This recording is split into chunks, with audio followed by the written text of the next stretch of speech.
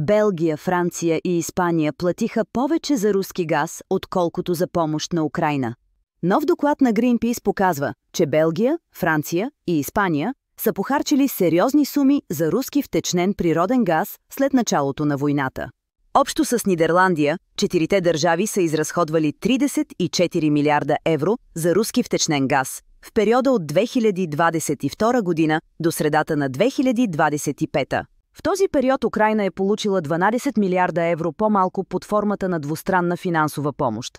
Франция е водещият купувач с почти 13 милиарда евро, следвана от Испания и Белгия, докато Зеебрюге е най-голямата европейска точка за внос. Приходите за руската държава от проекти като Ямал надхвърлят 9 милиарда евро и може да финансират военни операции. Европейският съюз планира да забрани вноса на руски втечнен газ до началото на 2027 година, като Greenpeace настоява за по-бърз преход към възобновяеми източници.